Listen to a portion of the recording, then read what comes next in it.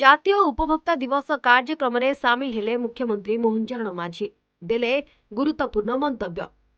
1990 ଓ 2002ରେ ସେ ଦୁଇଟି ଠକେଇର ଶିକାର ହୋଇଥିବା ପ୍ରକାଶ କରିଛନ୍ତି। ଗୋଟିଏ ସରକାରୀ ଏବଂ ଗୋଟିଏ ବେସରକାରୀ ସଂସ୍ଥା ଦ୍ୱାରା ଠକାମିର ଶିକାର ହୋଇଛନ୍ତି। ଅନ୍ୟ ଜମାକାରୀମାନଙ୍କ ଭଳି ମୋହନ ଟଙ୍କା ଯୋଗାଡ଼ କରି ସଂସ୍ଥାରେ ଜମା କରିଥିଲେ, କିନ୍ତୁ ଉଠାଣ ବେଳକୁ ସଂସ୍ଥା ନଥିଲା ଜାଣିବାକୁ ପାଇଥିଲେ। 1986 ଆଇନରେ ଅପିଲ କରିଥିଲେ ମଧ୍ୟ ପଇସା ମିଳିନଥିଲା ବୋଲି ଜାତୀୟ ଉପଭୋକ୍ତା ଦିବସ କାର୍ଯ୍ୟକ୍ରମରେ କହିଛନ୍ତି ମୋହନ ମାଝୀ। ତେବେ ମୁଖ୍ୟମନ୍ତ୍ରୀଙ୍କର ଏହି ବୟାନ ପରେ ସ୍ପଷ୍ଟ ହୋଇଛି ଯେ ଚିଟଫଣ୍ଡ ଠକେଇର ଚେର ବହୁ ବର୍ଷ ଧରି ଲମ୍ବିଛି। ମୁଖ୍ୟମନ୍ତ୍ରୀଙ୍କ ଭଳି ଅନେକ ଜମାକାରୀ ଚିଟଫଣ୍ଡ ସଂସ୍ଥାରେ ଟଙ୍କା ଜମା କରି ଏବେ ସୁଦ୍ଧା ଟଙ୍କା ଫେରି ପାଇନାହାନ୍ତି।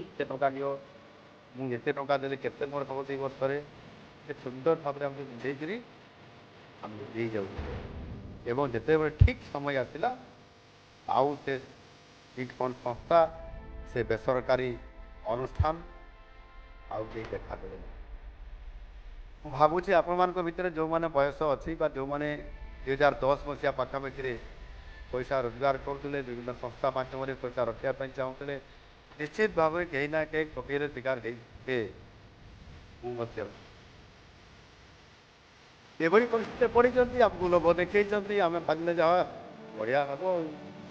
ତେବେ ଜାତୀୟ ଉପଭୋକ୍ତା ଦିବସ କାର୍ଯ୍ୟକ୍ରମରେ ଯୋଗଦେଇ ଅନେକ ଗୁଡ଼ିଏ ଉଦାହରଣ ମାଧ୍ୟମରେ ଲୋକଙ୍କୁ ସଚେତନ କରାଇଥିଲେ ମୁଖ୍ୟମନ୍ତ୍ରୀ। ବ୍ୟୁରୋ ରିପୋର୍ଟ, ସୂଚନା ଟିଭି 24x7।